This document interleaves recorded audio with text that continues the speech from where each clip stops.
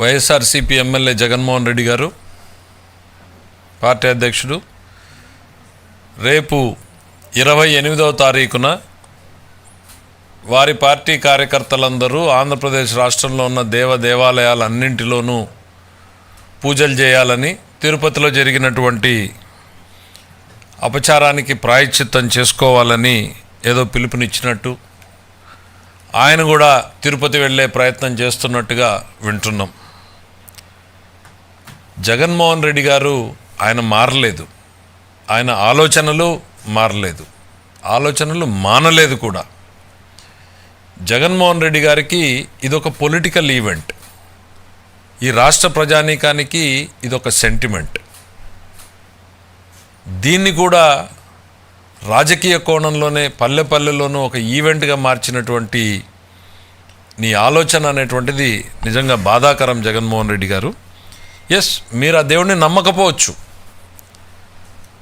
మీకు ఆ దేవుడి మీద నమ్మకం లేకపోవచ్చు, కానీ ఆ దేవుడిని నమ్మేటువంటి కోట్లాది మంది మేము ఉన్నాం ఇక్కడ. ఆ దేవుడికి మీరు ఒక పొలిటికల్ ఈవెంట్ లాగా దీన్ని తయారు చేయడం అనేటువంటిది చాలా బాధాకరం. దయచేసి ఇక మీరు చేసినటువంటి పాపాలు చాలు, ఇక భక్తుల మనోభావాలతో ఆడుకోవద్దు. మీరు కల్తీ నెయ్యి అన్నది నిజం, లడ్డు తయారీలో వాడబడింది అనేది నిజం, అపచారం జరిగింది అనేటువంటిది నిజం. ఇది ఎవ్వరు కూడా కాదనలేని సత్యాలు, వాస్తవాలు మన కళ్ళ ముందున్నాయి.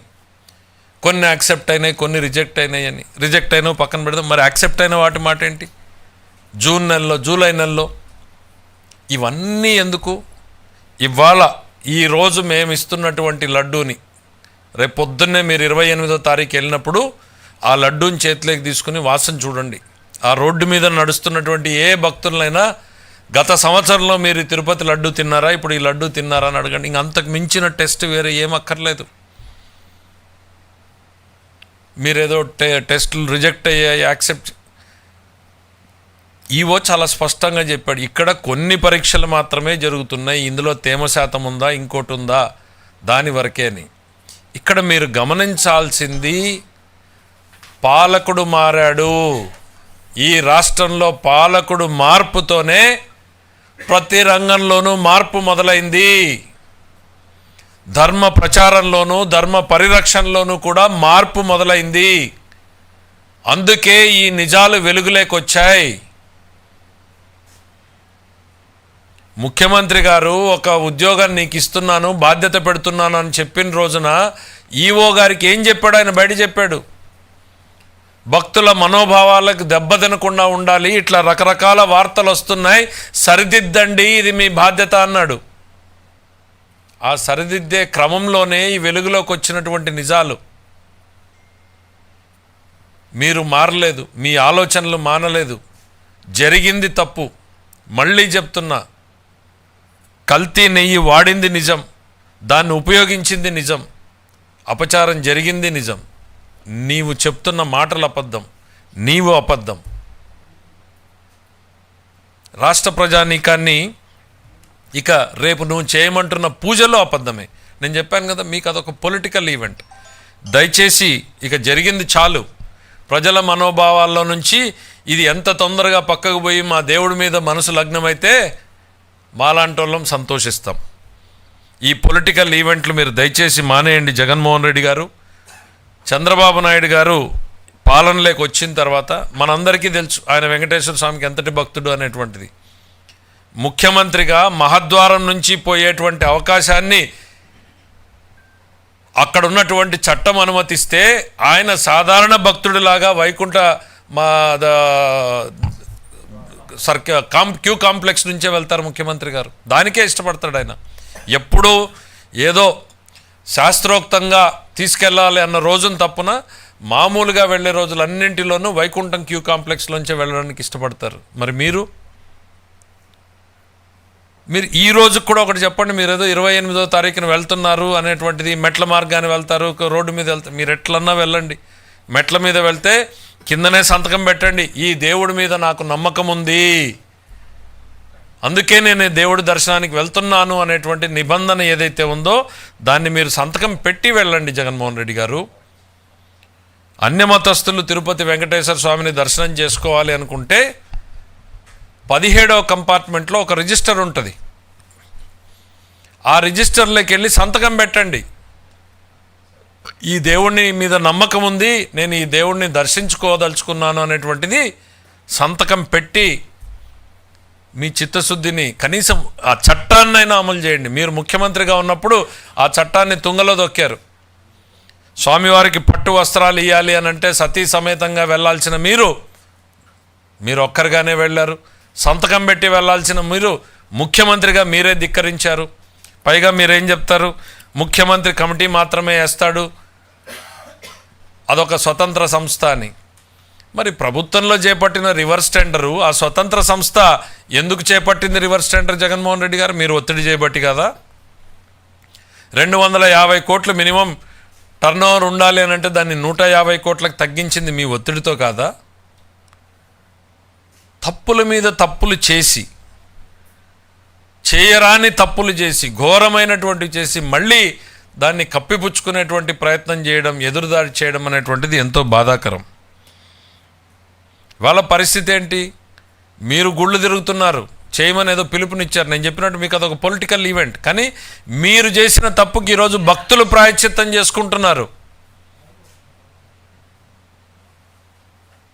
వాళ్ళ జీవితంలో కలలో కూడా ఊహించినటువంటి నిజాలు ఇవన్నీ కూడా, ఊహించినటువంటి పరిణామాలని వాళ్ళు కోలుకోలేకుండా ఉన్నారు. అట్లాంటివి చేసి మీరు మళ్ళా ఒక ఈవెంట్, పొలిటికల్ ఈవెంట్ని తయారు చేసుకుంటున్నారు. దయచేసి ప్రజల మనోభావాలతో ఆడుకున్నది చాలు.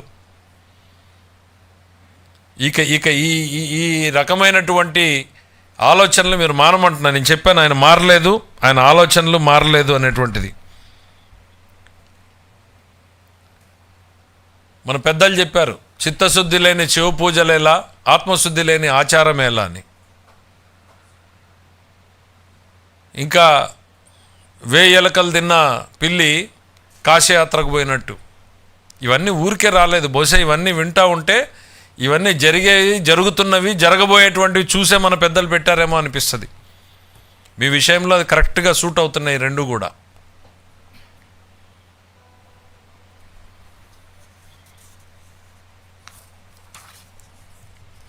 మీరు తిరుమల తిరుపతి దేవస్థానాన్ని నేను ఇప్పుడు ఎట్లా అయితే చెప్పానో ఒక ఈవెంట్గా మీరు చూస్తున్నారు, దీన్ని సెంటిమెంట్గా మేము చూస్తున్నాం అనేటువంటిది.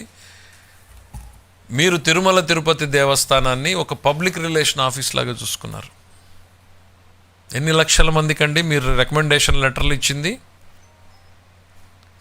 ఊహించుకోగలరా ఎవరన్నా? మేము ఏదైనా మా నియోజకవర్గంలో వాళ్ళు అడిగితే 5 మందిని 6 మందిని, వారానికి ఒక 20 మందిని చూపించగలిగితే లక్షల మందిని మీరు సంతకాలు పెట్టి పంపించారు. మీరు మీకు కావాలనుకున్నటువంటి వాళ్ళందరూ కూడా ఒక బిజినెస్ సెంటర్ కింద డెవలప్ చేసేటువంటి ప్రయత్నం చేశారు. నేను అనుకోవడం ఇవి వినడానికే కష్టంగా ఉంది. ఇంకా భవిష్యత్తులో మీరు చేసినటువంటి పాపాలు ఎన్నెన్ని వెలుగులోకి వస్తాయో ఇవన్నీ ఎవరో తెచ్చేది కాదు, సాక్షాత్తు వెంకటేశ్వర స్వామి ఇవన్నీ బయటికి తెస్తాడు. మీరు చేసినటువంటి పాపాలు ఆలస్యం అవుతుంది కానీ శిక్ష నుంచి మీరు ఎవరు కూడా తప్పించుకోలేరు.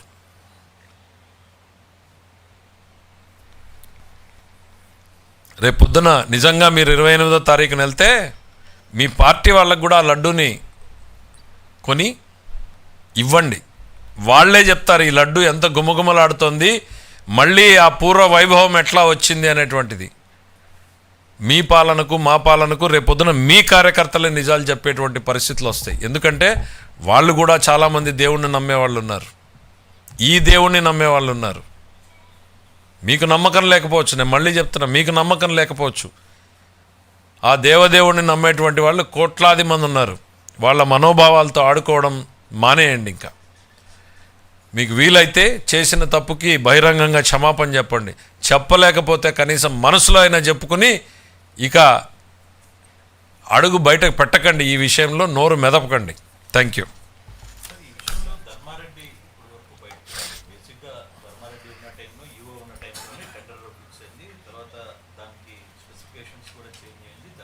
కరెక్ట్. ఇప్పటి వరకు ఎందుకు ధర్మారెడ్డి బయటికి రాలేదు, ఆ ప్రయత్నం ఎందుకు జరగట్లేదు? అంటే కొన్ని మినిట్స్లో రికార్డ్ అయినాయో లేదో తెలీదు. ఎందుకంటే టీటీడీ బోర్డు మెంబర్స్గా ఉన్న వాళ్ళు చాలామంది సంఘటన బయటకు వచ్చిన తర్వాత బాధపడుతూ చాలామంది మాట్లాడుతూ చెప్పినటువంటివి. ఈ పరిణామాలన్నీ జరుగుతున్న క్రమంలో ఒక నార్త్ ఇండియాకు సంబంధించినటువంటి బోర్డు మెంబర్, అంటే వాళ్ళ పాలనలో వేసినటువంటి బోర్డు మెంబరే తన అభ్యంతరాన్ని లేవనెత్తాడు. ఇంత తక్కువకి ధరకి నెయ్యిని సరఫరా చేయడం ఎట్లా సాధ్యమవుతుంది? మీరు చెప్పినటువంటి వ్యక్తి చైర్మన్ ఇద్దరు కలిసి అదే సమావేశంలో బుల్డోజ్ చేశారు. అతన్ని బుల్డోజ్ చేశారు. మరి అతను ఏమొచ్చి చెప్పుకుంటాడు బయటికి? ఈ నిబంధనలు మార్చాను, ఫలానా మెంబర్ అడిగితే కాదని నేను అతన్ని నోరు మూయించానని చెప్పుకోగలడా? కాబట్టి అతను బయటికి రావట్లేదు.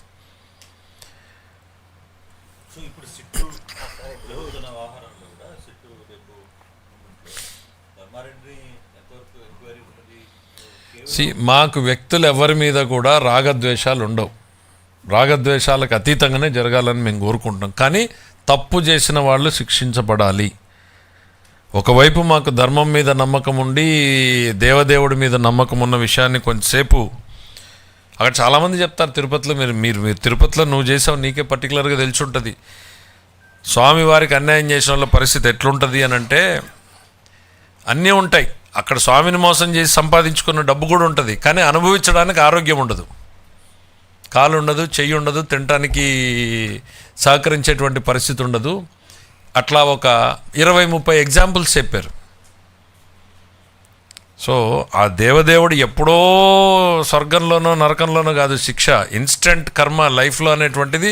చేసిన పాపాలకి ప్రతి ఒక్కరు కూడా పరిహారం చెల్లించాల్సిందే. ఎస్పెషలీ తిరుపతి వెంకటేశ్వర స్వామి దగ్గర ఆషామాషిగా ఉండదు అన్నటువంటి విషయం కూడా వీళ్ళకి గుర్తుపెట్టుకుంటే మంచిది. ఖచ్చితంగా ఇవాళ మేము చెప్పేది ఒకటే, తప్పు చేసిన వాళ్ళందరినీ కూడా ప్రజల ముందు నుంచోబెడతాం, చట్టం ముందు నుంచోబెడతాం.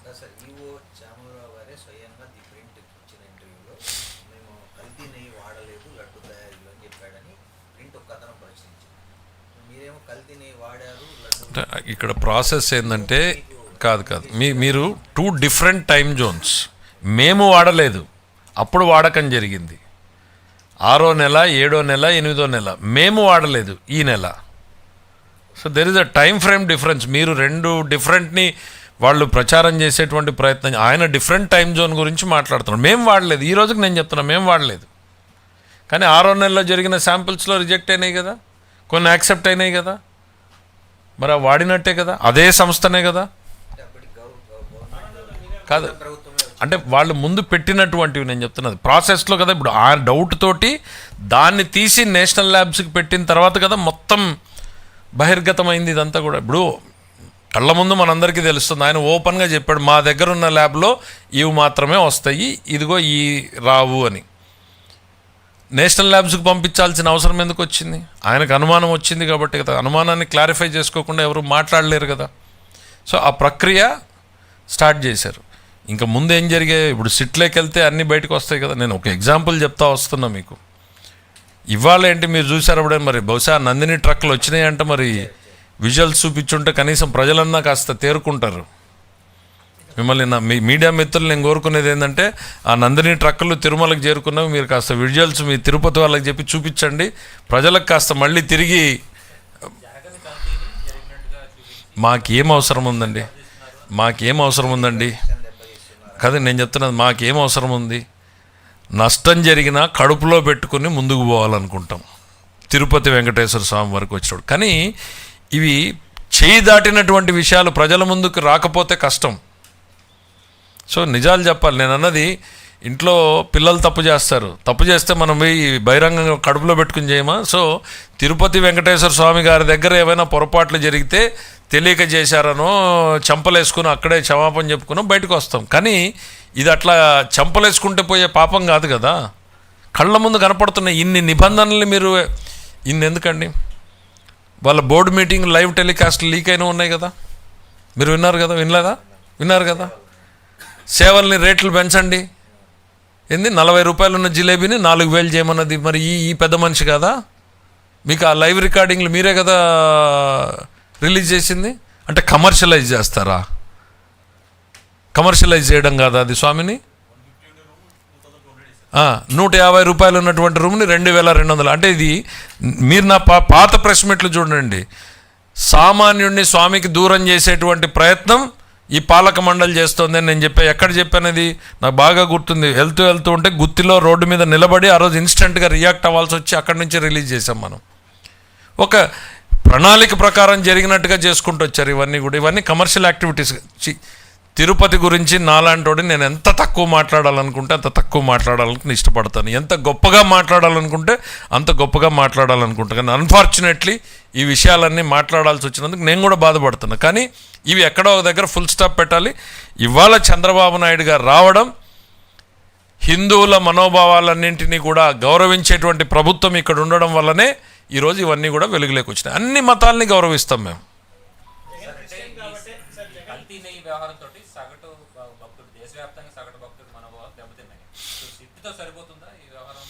అంటే ఫ్యూచర్ ఎట్లా అనేటువంటిది మనం ఇప్పుడు డిసైడ్ చేయలేము.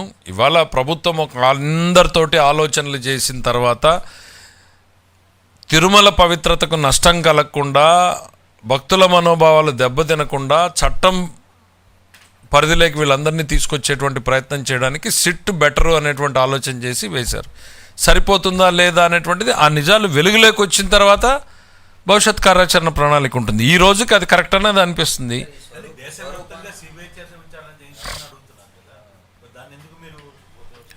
చంద్రబాబు గారు చాలా సుదీర్ఘమైనటువంటి ప్రెస్ మీట్ పెట్టారు. మళ్ళీ ఆ టాపిక్లకి మనం పోవడం కన్నా కానీ చాలా ఏ పరిస్థితుల్లో ఏం చేస్తున్నారు అనేది ముఖ్యమంత్రి గారు చాలా స్పష్టంగా ఎక్స్ప్లెయిన్ చేశారు. మేము కోరుకునేది ఒకటే, ప్రతిపక్ష నాయకుడిని ఇది ఒక పొలిటికల్ ఈవెంట్ చేయొద్దు, ఇది నీకు పొలిటికల్ ఈవెంట్ మాకు సెంటిమెంట్, మళ్ళీ రిపీట్ చేయదలుచుకున్నా. మీరు మారలేదు, మీ ఆలోచనలు మారలేదు, మారండి. మీ రాజకీయం మీరు ఎటర్నా చేసుకోండి.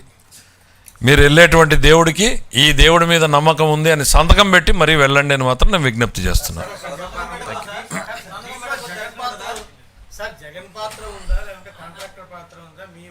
అది సిట్లో తేలుతాయి.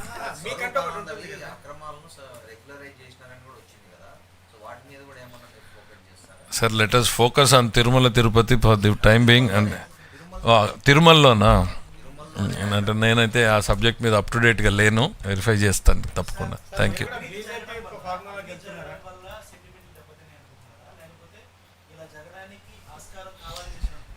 నమ్మకం లేకపోవడం, దేవుడి మీద నమ్మకం లేకపోవడం వలన జరిగాయనేటువంటిది నా వ్యక్తిగత అభిప్రాయం. ఇక్కడ అంటే అవన్నీ ఇన్సిడెంటల్. ఇప్పుడు నాకు ఎప్పుడైతే నమ్మకం లేదో నేను చెప్పాను, అక్కడ దాన్ని ఒక కమర్షియల్ ట్రాన్సాక్షన్ అవకాశంగా నేను చూస్తాను. నా వ్యక్తిగత అభిప్రాయం, వీళ్ళకి ఆ దేవుడి మీద నమ్మకం లేకపోవడం మూలనే ఇవన్నీ జరిగాయి అనేటువంటిది నేను అనుకుంటున్నాను. Maybe right, maybe wrong.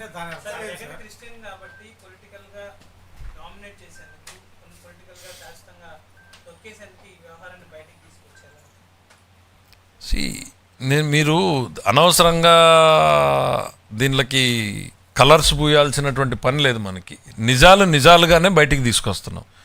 నేను అది నా ఓపెనింగ్ డైలాగ్ జరిగింది అనేది నిజం, దాన్ని రెక్టిఫై చేసింది మేము నిజం, ఇవాళ జరగడం లేదు అనేటువంటిది నిజం. సో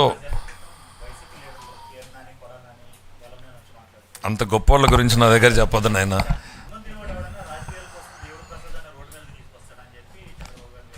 అందుకే చెప్తున్నా, నేను నా విజ్ఞప్తి ఏంటి, నా ఓపెనింగ్ నేను వాళ్ళు చెప్పింది వినలేదు, కానీ నేను ఓపెనింగ్ రిమార్క్ ఏం చేశాను, నీకు అది పొలిటికల్ ఈవెంట్, నాకు సెంటిమెంట్ నైనా, మరి అది మీరేం తింటున్నారో మీరు డిసైడ్ చేసుకోవాలి, మేంగా చెప్పక్కర్లేదు.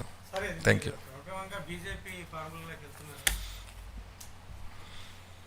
దేవుడి మీద నమ్మకం ఉండి ధర్మ పరిరక్షణ కోసం పనిచేసేటువంటి ప్రభుత్వం, అన్ని ధర్మాలని సమానంగా చూసేటువంటి ప్రభుత్వం.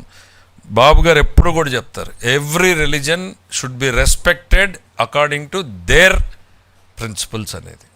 మా ప్రభుత్వం అదే పాటిస్తుంది, మేము అదే కోరుకుంటున్నాం కూడా. హిందువులు గౌరవించుకోవాలి, హిందూ సంస్థల్ని హిందువులు నడుపుకోవాలి, ముస్లిమ్స్ నడపాలి, ఆ సంస్థల్ని వాళ్ళు నడపాలి, క్రిస్టియన్స్ నడపాలి. ఇక్కడ ఏం జరిగింది కళ్ళ ముందు మీరు అందరూ కూడా చూశారు. ఎవరి మనోభావాల ప్రకారం ప్రజలు రిలీజన్ అనేది వ్యక్తిగతంగా నడుచుకునేటువంటిది, ఆ స్వేచ్ఛ రాజ్యాంగం కల్పించింది. దాంట్లోకి ప్రభుత్వ జోక్యం ఉండకూడదు. Thank you.